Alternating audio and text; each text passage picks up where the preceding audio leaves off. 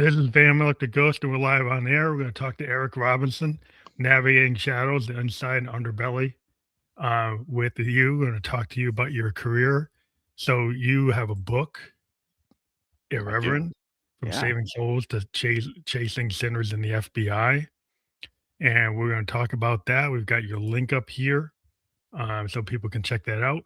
But I want to welcome you to the Family Like a Ghost podcast. We talk to people live. We're live on LinkedIn, YouTube, and Kick. One thing I like to ask before we get to the whole heart of your story is what motivates you and why do you do what you do? Well, right now, what I do is be retired, so the motivation is just getting up in the morning. But spending 24 years in the FBI, uh, it, it it was a noble experience, getting to be part of a storied institution.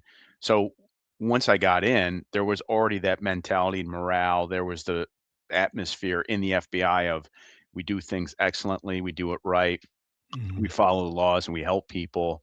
And it's easy to want to be a part of that, especially since the people that I worked with in the FBI were so professional, competent, and they were the best people that I'd ever met. So get up each day and you've got a noble purpose and you're working with great people. That's an easy thing to have a purpose for. So, what made you want to go from being a reverend to being in the FBI? Was there some kind of critical thing that happened where you felt like, well, I need to be in this organization? Yeah, there was. I mean, for one thing, I've had people ask me like, why join the FBI? And I think, well, that's just a silly question because it's cool. Who doesn't who doesn't think I had related to my book, my one of my copy editors was saying, "Hey, you don't explain why you got in the FBI." And I said, "It's because it's cool." And she said, "Well, yeah, my husband, I don't think would want to be in the FBI." And I said, "Oh, but did you ask him?"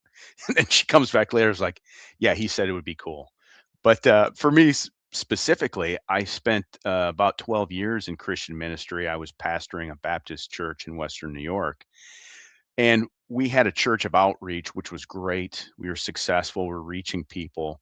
But the issue for me was as those people were bringing their problems and asking me to help deal with those, I found it impossible to separate myself from their burdens, which was a, a bug of mine.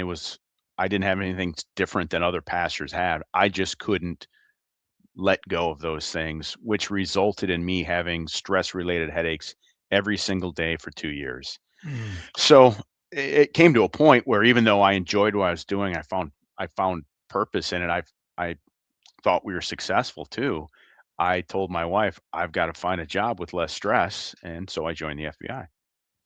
Wow, it would seem that would be stressful too, but I guess it was a different type of stress. Different type, yeah. So, what are unique qualities it takes to be a good FBI agent in your mind? So the difference with the FBI versus police is police get called to a scene, they deal with something, they turn it over, maybe they bring some charges and they're rolling through issues. In the FBI, we work long-term investigations, enterprise investigations. And so number one, there has to be a tenacity to continue. It's it's like the difference between playing the NFL and playing in Major League Baseball. Mhm. 162 games, you got to stick with it for a long time and keep that focus. And also, there needs to be a creativity because as you're trying to not just find the depth of an organization and root people out, you're trying to find the breadth as well. And so I found that collaborating with colleagues, coming to them saying, "Hey, you have any ideas on this? I'm stumped here." Or just knowing that as I've got these 4, 5, 6 investigations I'm working and my partner has those too, I'm hearing what they're looking at, their subjects, getting familiar with their cases, and then maybe saying, "Hey, I've got an informant that might be useful, might be able to get in on this guy," and then, start working together in creative ways that way. It seems like it's more like root cause analysis, and you're doing a deeper like analysis. It's like almost like the behavioral science aspect of things. A Because I know little bit. there's a whole science like division that's like different aspect. But do you guys all kind of move more like it seems more that you're taking on like a level of depth that seems to be more professional. Not that the police aren't professional, but you're Right. going into a level that seems like, yeah, that's like a master's degree, PhD going direction. Yeah, absolutely. And again, like with the police, my brother-in-law was a cop, and obviously we worked a lot with cops. Their mandate is to police. So guy sees somebody else or has an informant who can make a drug buy, they make the buy, bust the guy, and they probably end there.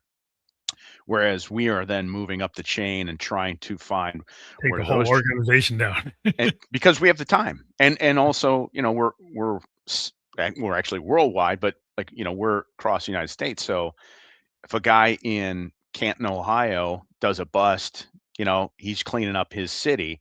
We're looking to see how that supplier is from Atlanta, and now we're moving to Atlanta and sending leads there. That's going to perhaps the border of Mexico and Texas. So they're sending leads to El Paso. We're getting on phones. So yeah, a lot more that we can dig into and then More send to other. holistic.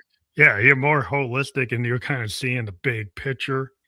Because Right. I'm in IT, so like when we design something, like we have like a context diagram.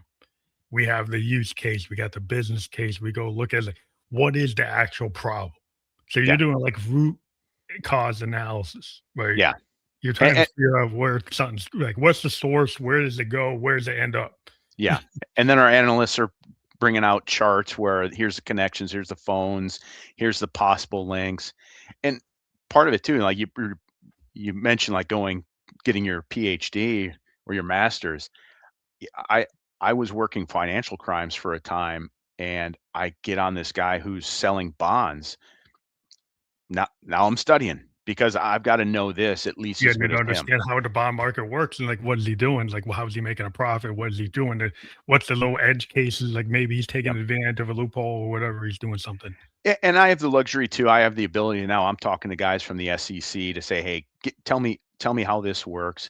This guy was trying to sell like $120 million Remick bond from Fannie Mae. So like, okay, what does that mean? And I learned like this is how they bundle them. And okay, I've heard that, but this aspect of the bond is actually the debt.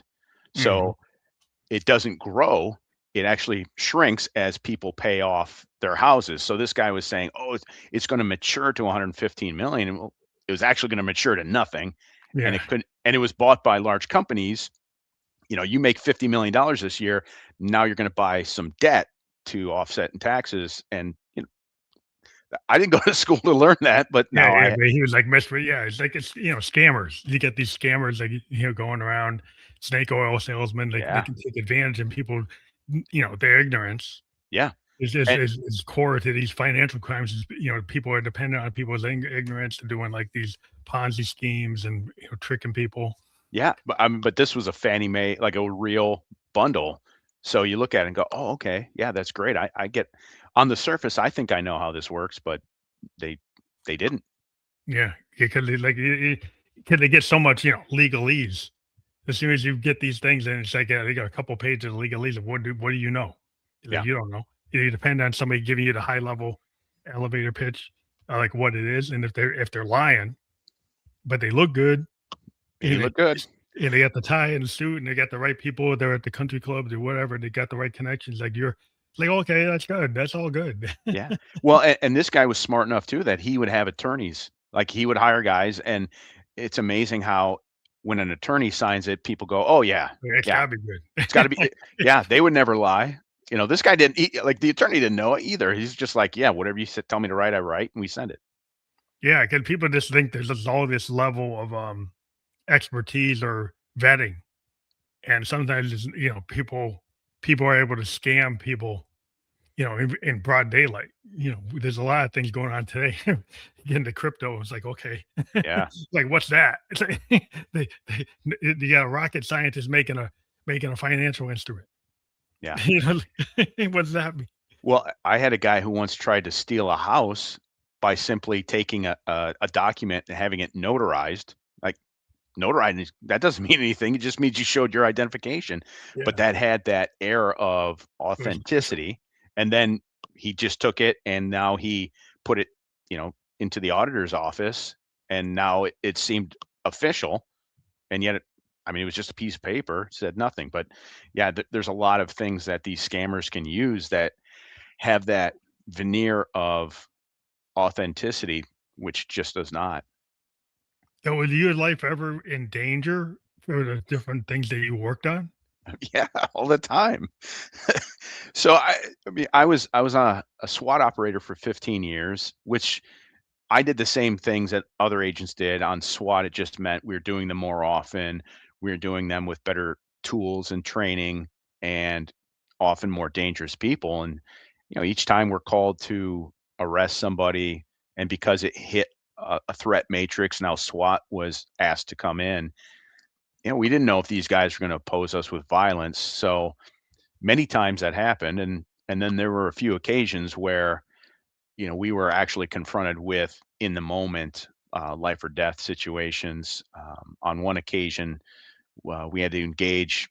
It's almost 2 years ago now. A kid who had mental health problems and involvement in child pornography, who rushed us with a baseball bat, and we gave every opportunity to retreat, and we retreated too. And eventually, he made a choice that forced us to engage in deadly force. Mhm.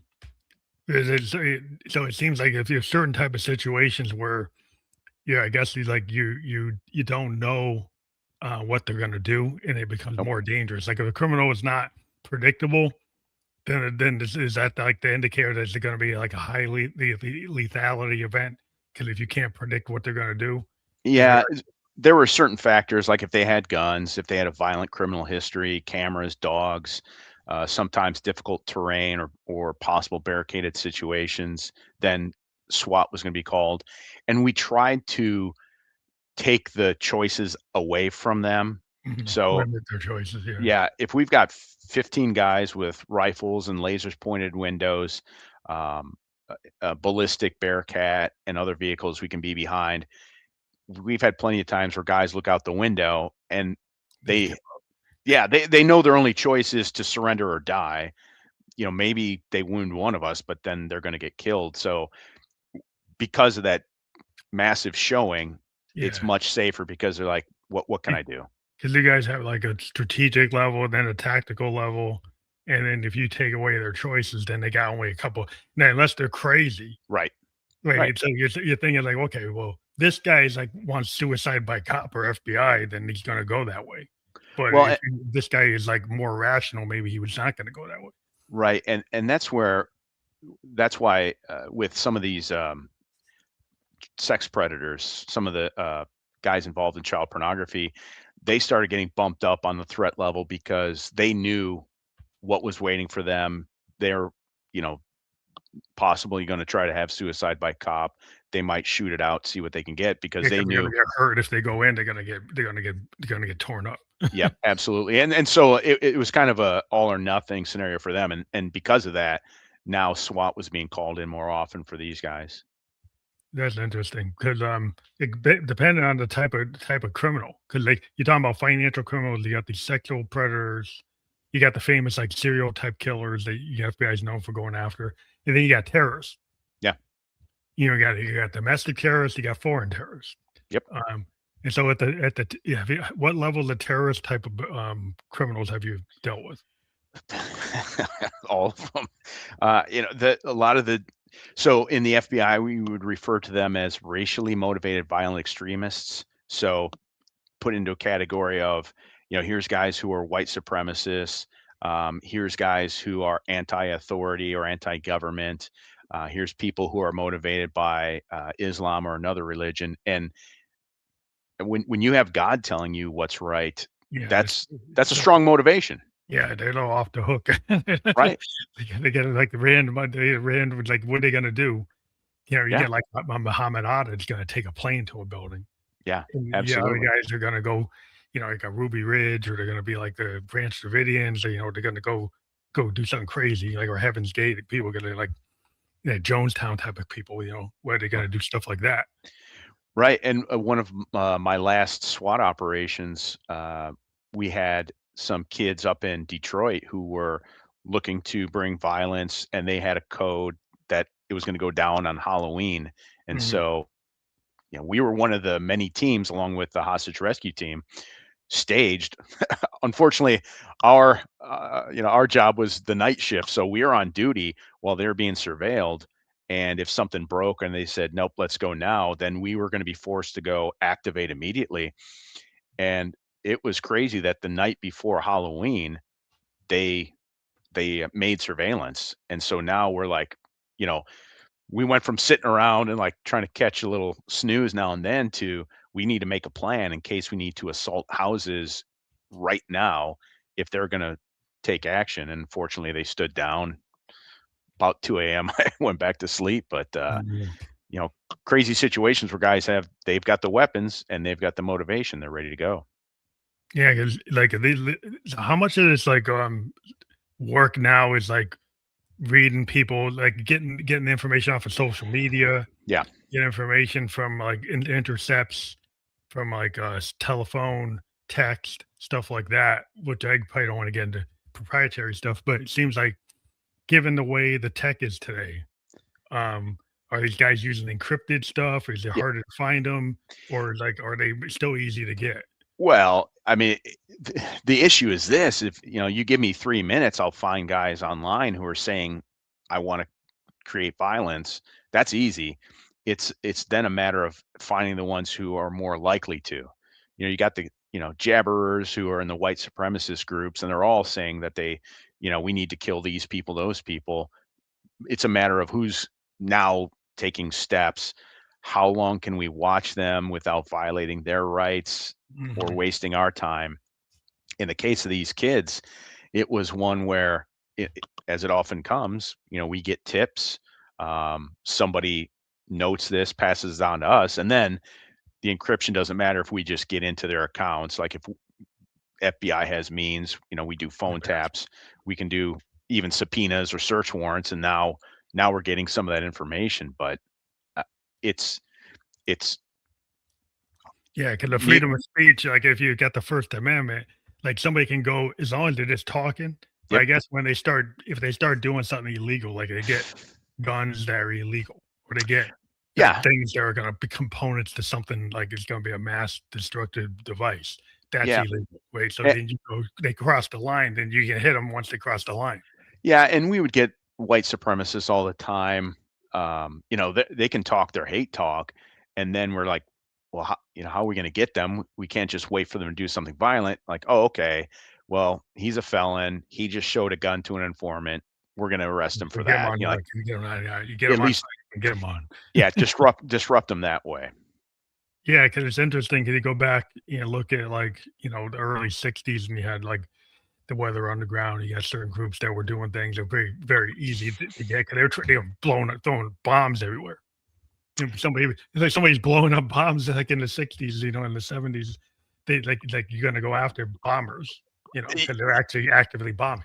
Yeah, and then the FBI just sets aside the Constitution to try to find them and does search warrants. Well, does searches without warrants and taps without And then warrants they got in too. trouble. Then you can, yeah, because they're pretty obvious, but you still went and did something you didn't need to do if they're so obvious. Yeah, yeah. But, yeah, because that's the whole COINTELPRO and all this other stuff that was going on. 'Cause I was like, I went to Bowdoin and I actually did a paper on COINTELPRO. But, that's interesting. Like what's going on with current events as a former agent? Like, what do you feel about what's going on today? If you want to talk about that. Uh, there's a lot going on today. I'll tell you. I mean, without knowing specifically like what you're referencing, I'll give you like just a basic temperature of the FBI. So when January 6th happened a few years ago, all of a sudden agents start getting fed cases. It's not guys saying, "Oh, I'm going to try to find this guy." Headquarters then has a unit. They say, "Here's a guy. Here's a report. Somebody called in a tip, said this guy might be there." And then we're spending time looking through videotape and so much work for eventually getting, maybe the guy gets 6 months. You're like, I worked on this case for 8 months and now he gets 6 months, or they Mhm. get some misdemeanor, and nobody was excited about it, but we were doing our jobs. And then the president just dismisses all the charges and people just kind of shrug and move forward. Yeah, 'cause it seems like if somebody's a criminal, then they're a criminal. Yeah. And it's like when it becomes like political to say, well, certain people, if they do something, they're not criminal, and if some other person does the same exact same thing, they are criminal. So that's the kind of gets toward like, well, how does that make somebody feel when they're in law enforcement when people are making choices when there is the law? Like, Yeah. like if there's a law that says X is against the law, it shouldn't Yeah. matter like who does it, right? If X is against the law, it's against the law. Well, there's always going to be situations where I come in and I say, "Hey, man, this guy broke the law," and the prosecutor says, "Yeah, however, that's going to be a hard one to prove in court." E- they and I came to understand, of course, that the prosecutors can't take cases that have a likelihood of going to trial because they only have so many bodies. Trial's gonna tie them up for a month. It's so and so they I get that, I understand it. And then there's times you bring, "Hey, here's 10 guys that I want to indict, and I can prove that they all broke the law," and they come back with, "Well, we're gonna take 7 of them." And now you're left with knowing for certainty, here's guys who broke the law. And they're These still guys out. are and they're just They're just walking out away. there. Yeah, So it seems like there's a level of like I guess the prosecutors they get to be somewhat political. So they make choices that maybe like if you're a line soldier on the FBI and you see somebody who's like that guy's a threat, yeah, but this guy makes some kind of diplomatic political decision and decides, and you might think this guy's a real threat. yeah. Yeah. You know, because like you get sometimes you get these informants and they're actually still killing people, you know, and you're like, Mine didn't. Mine didn't. but there are cases where they're kind of in the public where you had like informants that were actually actively doing stuff. Yeah. But I guess they were valuable for a certain degree, but they're actually still threatening the public. And you're like, Well, and so because of that, then we bring in now there's reform, and so there's regular attorney general guidelines that we read to our informants as if that's going to make a difference. Like just reading guidelines will make them do something or not. And there's regular reviews. So the FBI had abuses, and of course, then their response is, okay, we're going to put more standards on this, and now we got to take this online class that talks about this. And I before I retired, I told everybody it's my goal to someday do something so wrong that you guys will always remember me because you have to take a yearly class for how I screwed up. it's just interesting. Like there's just so much, you could come into thinking, something's black and white. But as you get older in this world, as you go along, there's all these gray areas, Yeah. and people make decisions. It's like, oh, it's the least of a bad decision. It's like the least worst decision out of all the bad decisions I got to make. Do Yeah. you find that that was happening a lot, or did you feel good about what was going on? Well, I felt good. I mean, it comes to an acceptance of recognizing I mean, I started more black and white at the beginning, just as you say, but then you do realize, having gone through trials, like, oh my gosh, yeah, that took up so much of my time, prosecutor's time. I try to get a search warrant done from a prosecutor and I can't because he's tied up in trial. So, yeah, you do come to realize that, okay, it is frustrating. It's disappointing to see criminals not uh, have to own up for their acts, but there's just a matter of fact where we didn't have enough bodies to get everything done that we needed to. And what's it like when you're dealing with like the underbelly of society? Do you get like numb to like their behavior of the criminal behavior? Or do you like start to not to be empathetic, but to understand some of these criminals because you're around them so much? No, definitely get to understand them a bit. I mean, so for me, if I took you into one of our search warrants and started showing you all the stuff that's going on, it would be more of a shock because as agents, we've been wading in that water for a bit. So it's not as harsh when we have to confront it because we're getting like a little bit numbed to it, and so that keeps it from being as traumatic. And then along the way, I mean, I can't look at these criminals as monsters. They're humans and they're making poor choices, and start to recognize that. And in some cases, you can even, kind of walk back those choices. In Chicago, I worked drugs. We'd get the drug dealers, and they're like, they knew they're breaking the law, but they just saw it as amoral. Mhm. Gang members, I worked them. Like, I get it. I saw why they're doing what they're doing, but they're also violent and so needed to be stopped. And even with the financial crimes, you see that, and these are guys are just like putting themselves first, and that's where I saw more of the sociopaths for sure.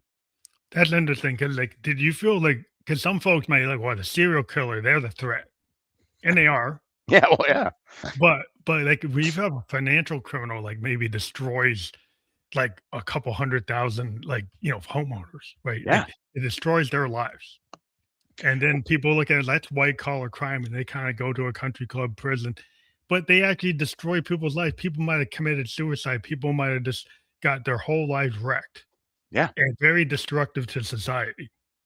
Well, Did I you had ever feel like their punishment for some of these guys was, like, not really oh, in with what not even close. I had one guy that I had him tagged for stealing $22 million from a couple hundred investors, and he had real products. He just, as people invested, he would just spend the money for himself.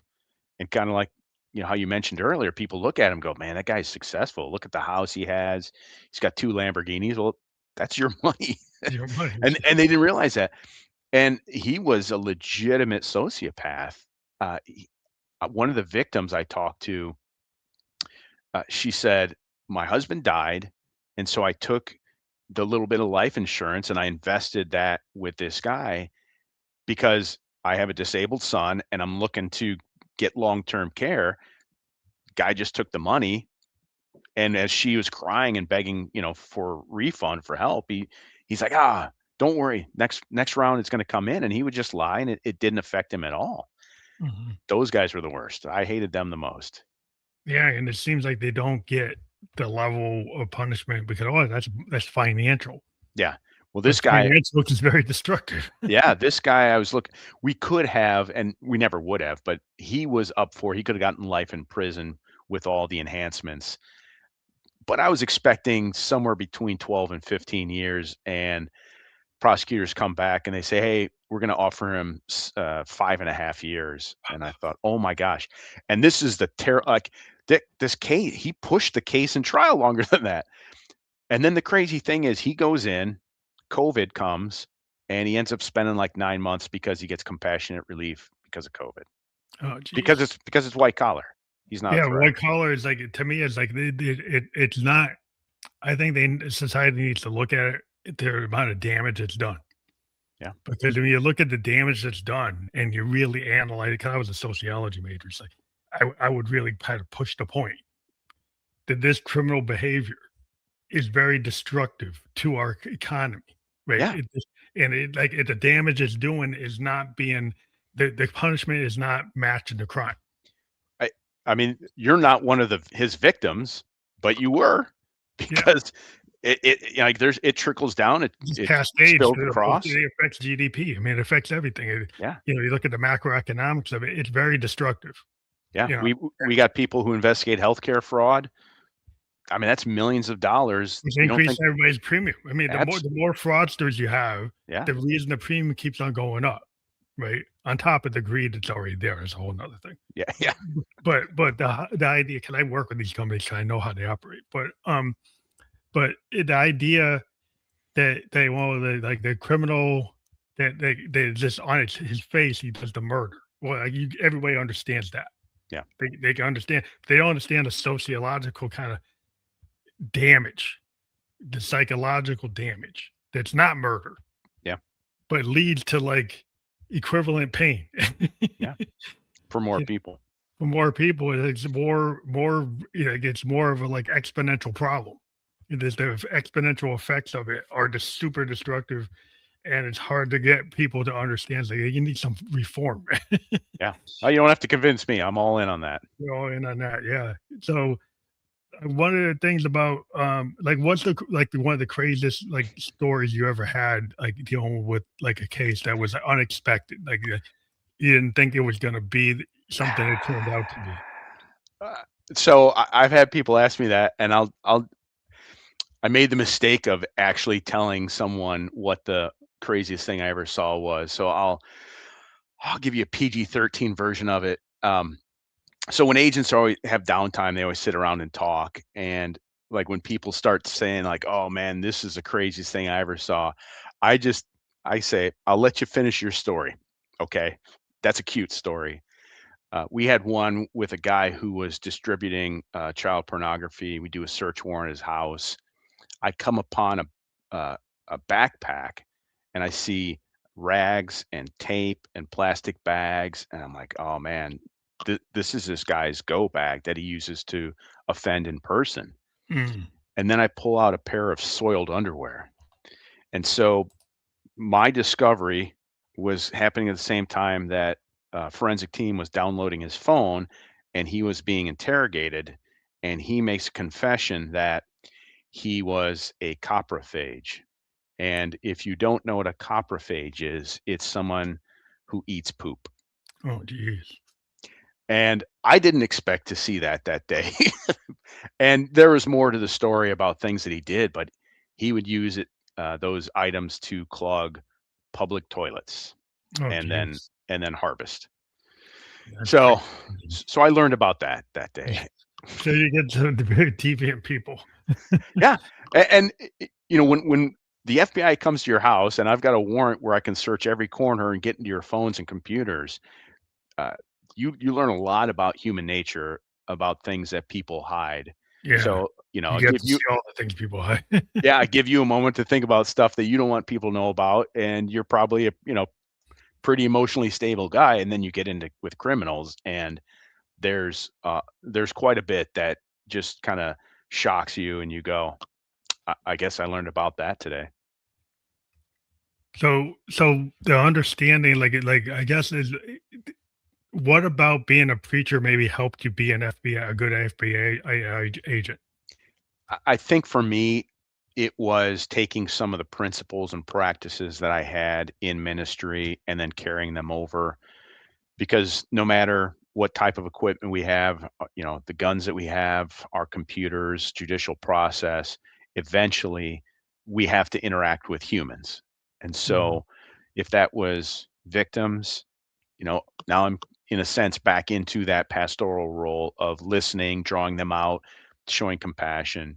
Informants, I'm doing the same. I'm trying to make them feel valued because they are, putting that high on my list of affirming them for their work.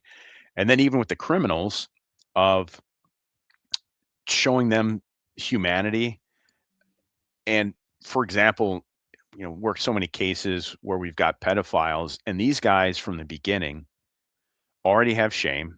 They find themselves disgusting. And many people, even police officers, would say, I don't know how you can deal with those guys. Like, I would just want to put a bullet in their head. Mhm. And I'm like, yeah, but I've got a job to do. And you just find a way to work with them. And now when I show them some compassion and understanding and I don't condemn them outright, it's unexpected. And, now they're going to open up a bit more. Well, I think the human understanding, because I mean, to do your job, you can't be just like, slamming everybody. Like No, you have to get the job done, but you need to understand the human element, and maybe the judgment. People assume that somebody comes in and it's like, well, you're not the judge. right, You're an officer. Like an officer's never going to be the judge. right. That you don't. That's not your job. My job is to get the evidence, and if I want to if I want to harm them the most, I am going to get them to give me more evidence. So Bring if the I case. coming in slamming guys, yelling at them, screaming, like, I can play bad cop. Bad cop's easy. I've done that a few times. Like, there's dudes who's got their butt kicked and they had to have it happen. But I don't want to start there. I want to start in a place where you're going to feel comfortable and start telling me things you shouldn't be telling me. Hmm. And what, like, I was reading about that you like to use humor. I guess your book is going to have a collection of like humorous like moments. But does humor actually help, like, when you're in this kind of job, just to be able to get through the day? Yeah. So there's getting through the day. There's there's dark humor. There's things that if the public saw, they'd wince at. Like, but that's how people are trying to deal with dark situations. And I worked with teen prostitutes, and I remember one of my first encounters where my partner Laura had been working these cases for a while. She brings me in. We're trying to get through to this 15-year-old runaway who's prostituting, and like, Laura is a sweet person, totally kind and wanting to help this girl, and all she's getting back is obstinance. Eh, Mhm. So here we've got this taciturn, 15-year-old, and now I'm using humor to break in with her to show her like we're not just police. Yeah, We're not just a people too. man kinda Yeah. break her down to like yeah, 'cause they probably had to put up the mask, like a girl like that, she's gotta put up the bravado because she's probably really hurt, you Well, know?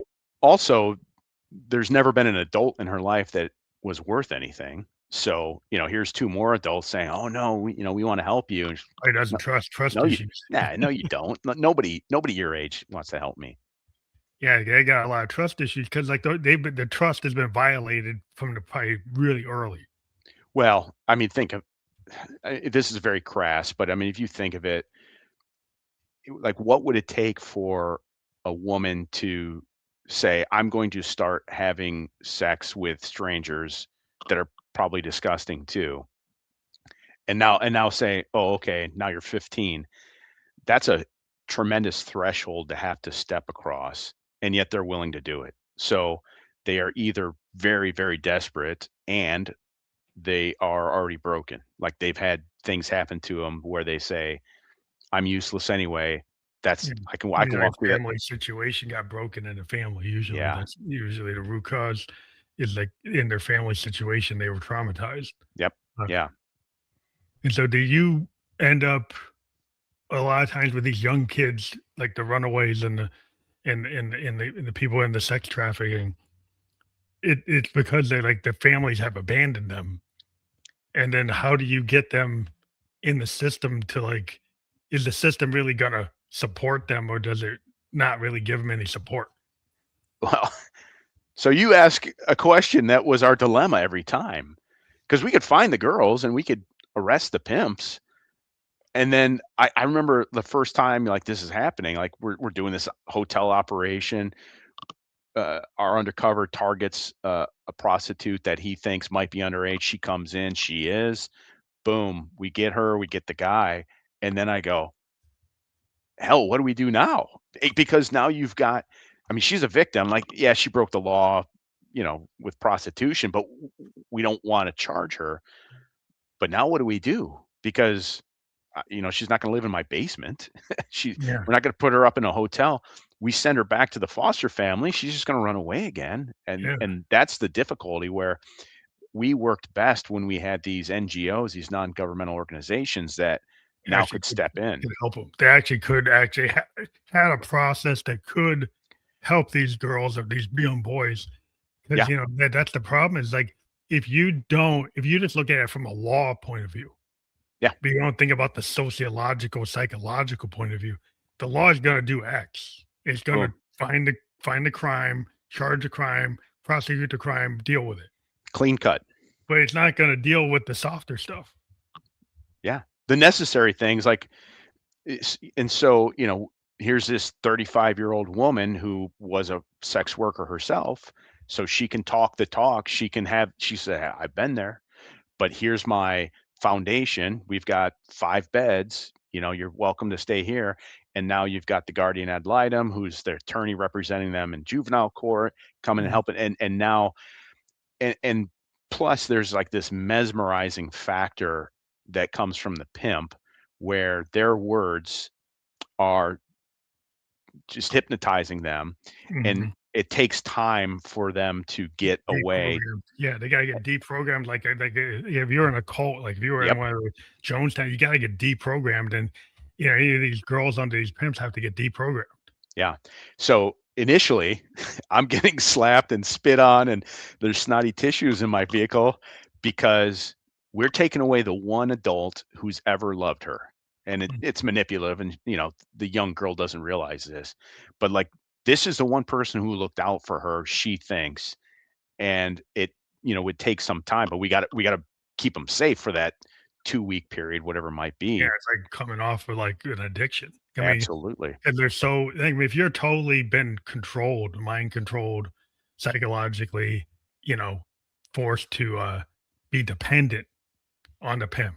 Just like, just like, addict is dependent on their drug dealer, right? And they can abuse them, make Yeah, them do things, just because like they need that fix. So like if they're psychologically in the same kind of scenario, yeah. right?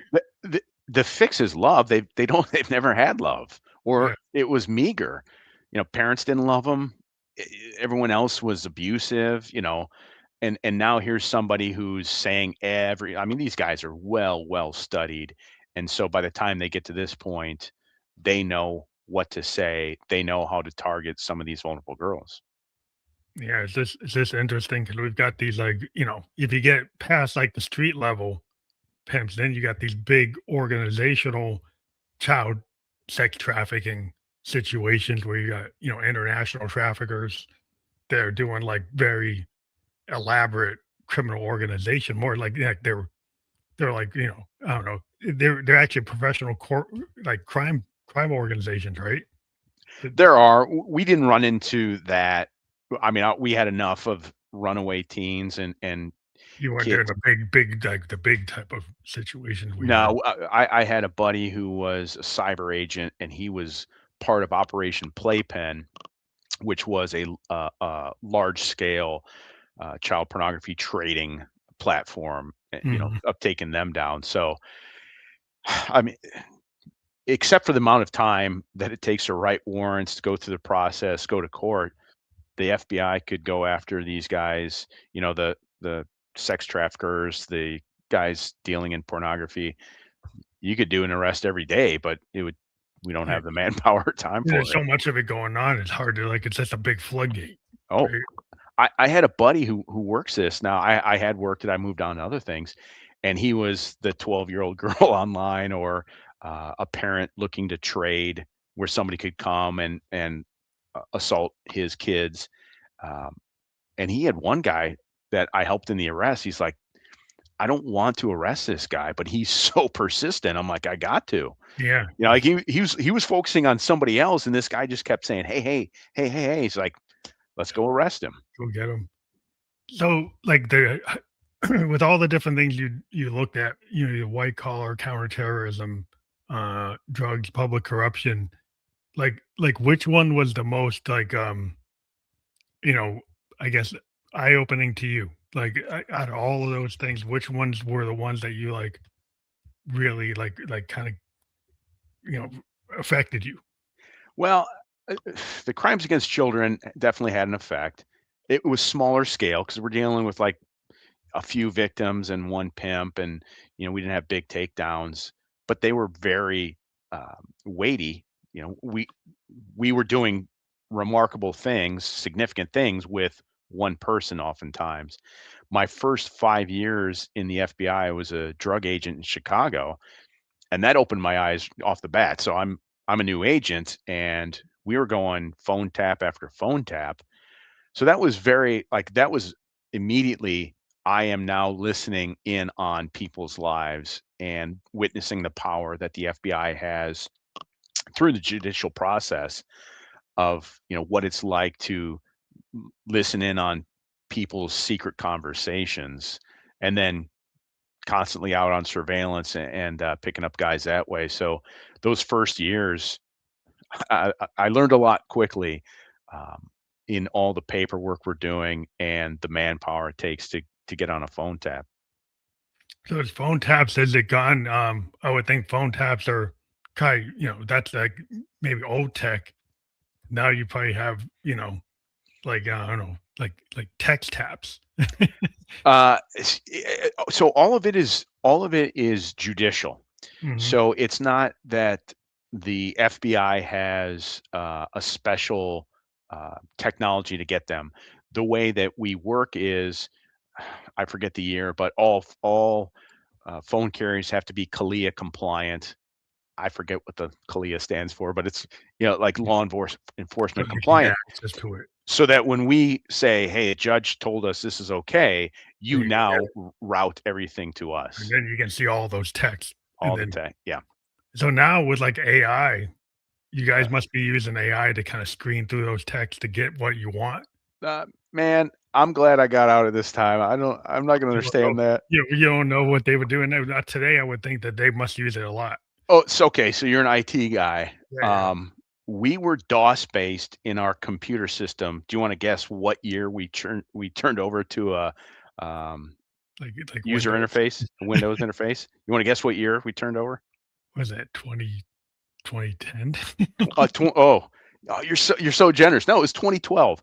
I mean, I was doing Shift F5 to go to a new page Oh, until jeez. 2012, and so, we had green screen tabbing Oh, over. you're just doing old mainframes. Oh, Oh okay. my gosh, until I mean, and now the computer system is actually very good.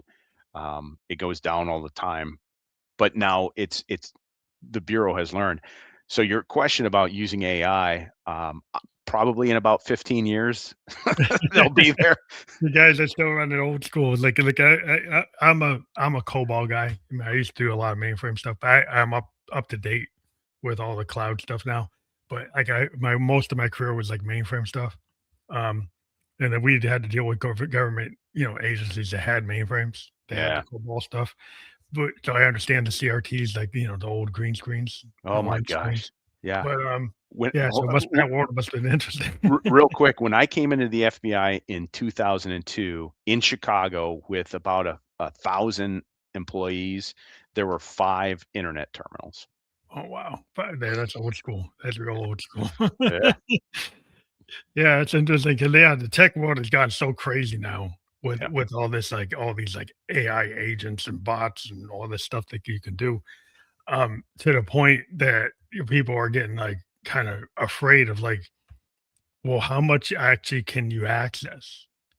Because now you can connect all the cameras that are everywhere. Like you can get people's Ring cameras, you can get their web cameras, you can get any camera that's open to the net. Yeah. You could get, and then you could go get a warrant and get like everything that's going on. Um, Yeah, and as long as the warrant's involved, I feel comfortable because there can always be abusives and lies. But hey, if a proper agent is honestly saying, "Here, let me do this," probably the most controversial thing that I came across before I retired was the use of the flock cameras. mhm. So i- i- they're they're plate readers on the streets, and I mean, I used them to find bad guys. I didn't use them Yeah, to find ex-girlfriends and yeah, keep yeah. tabs on them. You're trying to find somebody you're trying to get. Yeah, I saw this hot girl and I memorized her plate number, and now can you Yeah, check yeah, out where she is? yeah, And that was all warrantless. So, I mean, obviously you're in public, so you don't have an expectation of privacy, but it can be abused, of course. It's like anything else. I could abuse using my gun. I could abuse how I work yeah. informants. People just need to be straight. Yeah, it's interesting because, like, when you started to come up with your book, did you ever been an author before? This is the first time? Well, it was the first one. I was getting nearer to retirement, and my wife said, "Oh, you should write a book." And I thought, yeah, but I forgot to write down. I meant to write down stories, but man, as soon as I started at the computer, oh yeah, remember that time? Here we go. All that stuff comes to your head. Yeah, so now I write all about that. There's a chapter. Okay, next. I already know what the next one is. Here we go, and it just flowed. And then I've got notes on my phone for all the other stories that I didn't put in there. But in each case, I'm telling like here's a case that I worked or was a significant part of, and then here's an after action review where looking back, what did we do right? How did we screw it up? How did this succeed in the first place? And maybe throw a couple more vignettes of related stories to these ones we just discussed. Do you think you would ever do like an audiobook for that? Oh, absolutely. So my wife's company, Weaving Influence, has been around 14 years, and they market authors. And that's why my wife was saying, "Hey, I think you'd do well." And they recently started publishing as well. And so now I'm talking to my wife about the audiobook, and I said, obviously I'm going to read it, but I've got some ideas. So I think I'd like to get on the phone or bring somebody in. Like, so here's a case that I was a significant part of, but my buddy was a case agent. I'm gonna bring him in. Oh, have him Hey, talk too. give me 5 minutes, give me 4 minutes of like your experience. Oh, that's I- cool. oh Yeah, yeah, it's cool. yes, Here, definitely. here's where the topper came. I was driving back from Ann Arbor yesterday, and as we're driving back, we pass the Federal Correctional Institute in Milan, Michigan, where Yahya Farouk Muhammad is housed. And Mm, he was a terrorist who was funding Anwar al-Awlaki, and then we caught him trying to get a hitman to kill his judge. mm. Huge case, got awards for it. And I tell the wife, like, oh my gosh, what if I could have him give me Oh, his wow. side of it? So I thought, like, Can do. think that Are you would be, able to do that? wouldn't that be cool? Yeah, That would be cool. are you able to do that? I mean, hypothetically, it's, Yeah, that's just cool. talk to the warden, get in, get a Yeah, that's awesome. recorder. Well, I think it like the cool thing about audiobooks, like I was talking to a film director, and he said, well, you know, when you do audiobooks, it's kind of like if you manage it like a documentary film, but Mm, it's just audio version, yeah. and you actually kind of map out how you're going to tell the story, and like you're kind of pointing out you could bring other voices in. Yes. Then it starts to get it's like, oh, then where's the how's the art direction gonna be? It's like you said, because then you're like you can do it, but you kind of have to put a lens on it. Oh, this is a little bit more of a production than Yeah. than you just reading it off. Yeah. You have to kind of yeah, take it. It's a cool creative exercise, you know, because I think then you think about like what you can do with audio. It's Right. kind of like, you know, radio plays. Like Well, back in the 50s, you know, I always thought those were cool. oh, yes, yeah. So the whole idea of, like, bringing in other guys is as my wife is trying to manage this, I said, "Hey, look, audiobook's gonna be 16 hours long because I'm just gonna be calling up guys while I'm on the audiobook and, we're gonna be riffing jokes back and forth." And she's like, "You can't do that. That's expensive." And then I thought, "Oh, but what if I get a guy on the phone and I say, 'Hey, tell me your side of what went on and how you saw this?'" So, uh, I think that'll be interesting. And now I'm trying to think of guys I've arrested that might wanna tell about what they did. Yeah, I think you could put it into a documentary kinda audio series, Yeah. and it might extend beyond the book, and you could turn it into, like, its own kinda audio Look at event, this. you know, Look at like its this. own Right like a here, podcast. right here, we just figured this out. Yeah, well, you can do it into a podcast. The podcast can have, like, excerpts that are like audiobooks, and you can there's all kinds of things that you can do with the new media today, that you can extend to different ways. I mean, you could even become like a you know, a Netflix show or something like, did people like true crime. Yes. People like to hear about the FBI. It's like, you could say FBI this, FBI that. People wanna know real stories. You got real accounts of criminal stories. People like that true crime. You know, that's a whole genre. Yeah. And I think this comes through, I believe in the book that it's the thread throughout is, here's amazing stuff I got to do in the FBI for 24 years. A guy who never handled a gun, was a SWAT operator, firearms instructor, and yet it's all through the lens of this guy's a Baptist pastor and we stuck him in the FBI. So, looking back on how did that, my pastoral, how did my minister experience play into what I got to see and do? And I think there's an everyman notion to it because I was nothing special. Yeah, it shows you that kinda Yeah. how you can kind of pull you into any person Yeah. if they have drive and ambition can go and become what they want to be. And if they have, the whole idea of being FBI is like this. Oh wow, Yeah. that's a very somewhat glamorous from a point of view of like wow, I'm gonna actually be that G man. I, I'm gonna be that G man. I'm gonna actually do it. yeah. And that's how I felt when they accepted me. And I pretty much felt that throughout too, of like, this is amazing. Like, yeah, obviously I'm bored. There's tedium, there's frustration, but there were so many times I thought, Can you believe you get to do this? Like, here I am, like at near the end of my career, I'm on the SWAT team. I'm on the perimeter, so I don't have anything much to do but to hold the rifle and make sure nobody runs past me. And I'm listening to the traffic on my headphones as my buddies are in the house, and Mhm. how calm, how professional they are. And Yeah. it sounded like just a broadcast. And I thought, man, if somebody was listening on this, they go, that is so cool, of just guys making the calls and moves, and you can even imagine what they're doing just by hearing the traffic. And I thought it was nice I got to do this.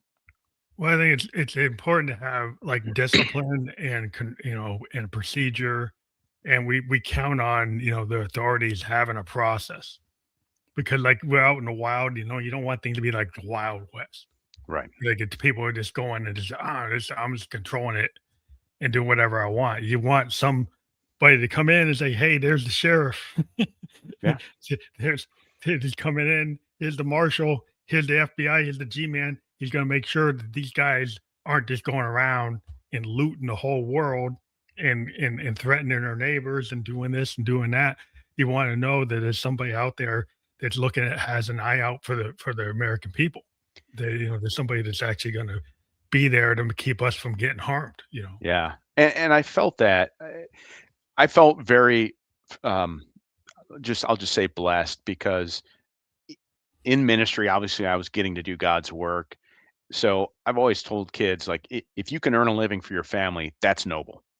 If you can earn a living for your family and do something that's good for the community, that's doubly noble. I got to do that in ministry, and then I got to do that in my second career with the FBI, like earning money for the family, taking care of my family, but also getting to do something good for the community. It's a blessing to be able to have that throughout. Yeah, I think it's good to be connected to society and feel like you're not just a cog in a wheel, but you're actually helping things move forward and you're actually participating in the democracy, you're participating in the government, and you're actually not the problem. You're part of the solution, I tried not to be the problem. Yeah, yeah, I think that's where everybody goes in with it. Like I think that people will go in the government service and they say, "Well, I'm going to do something." Right, to help because in government service, I mean, you could be in private service, you can make a lot of money in the private sector. You go into the government, you got the prestige, but it's not necessarily going to get paid what you could do privately. So you're giving up something Yeah. because you believe in something. Well, You believe that you want to help the service to the people. I had a buddy who graduated from Princeton. And I went to a state school, and I said, "Well, here we both are." But um, he said, I was looking on Facebook about all my friends from Princeton, and like guys are doing amazing things, and CEOs and doctors and such." And I said, "AJ, you're on the FBI SWAT team. They all wish they could be you." Yeah. 'Cause everybody that, sitting in your corporate cube is like, you might be making that thing, but you're Yeah, not. People would love, to be FBI, to be an astronaut, you know, to yeah, be somebody like, flying that National Guard Black Hawk or something. Like, yeah, somebody would rather do that if they could. I think a yeah, lot of guys would, and a lot of women would be like, yeah, why can't I get out of the cube and do something like that? yeah. Well, and it was a great honor. I enjoyed it very much. When people say, "Hey, thank you for your service," I'm like, I was glad to do it. Yeah, I think that's important because I think it's that people need to understand, especially some folks that today might not be so into community, but it's like I think community is super important. But I want to thank you for being here today. It always goes by quicker than we ever imagined, but I do have the QR code up there, so it goes right to your preacher to breacher.com. And so if people go to that QR code, that's where they can find everything about you. Yes, they could. Well, not everything. I try to keep a few Right. things. Everything that you want to Yeah, promote. exactly, and they can follow along. The book will be out in the fall. Unfortunately, some paying customers jumped the line ahead of me, so my wife's company's got to take care of them first. But we'll have the book out in the fall. Right now, it's in the hands of the FBI as they make Oh, sure yeah, I'm not. I was wondering about that. They Yeah, probably try to clear it, right? yeah. I didn't put anything in there. It's going to embarrass them. It embarrasses me more than them. That's cool. Like, I look forward to that coming out, and, we always have people come back on the show. So if you ever wanna come on the show and talk about it or talk about aspects of, like, if you go on book tour or whatever you wanna Yeah, do, we have, we have book release episodes. I've had authors come back to push it through. absolutely. So, yeah, I Yeah. wanna thank you again for being here on a Saturday afternoon. Um, this has been live on LinkedIn, YouTube, and Kick, and will be on major platforms like Apple, Spotify, iHeartRadio. By the end of the day tomorrow, I want to thank you for being a guest on the Family Electric Ghost podcast. Thanks so much, Phantom. Thank you.